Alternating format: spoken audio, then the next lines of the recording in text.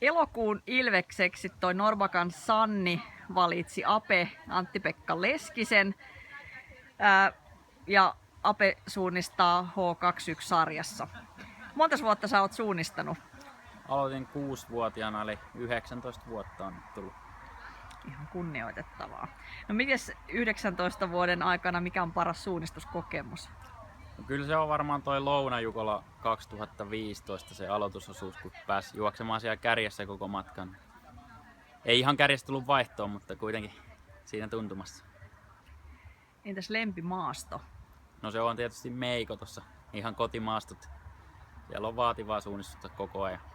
Kyllä, täällä peukutetaan samaa maastoa. No mites sun suosikkitreeni? Mistä tykkäät? Mäkivedoista.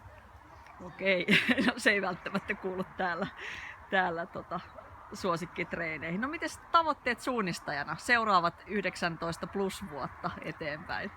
No tavoitteena on menestyä Suomen tasolla nyt ensiksi ainakin, ja sitten noissa suurviesteissä olisi kiva tulla joskus kärjessä vaihto. Hyvä niitä odotellessa. Kiitos. Kiitos.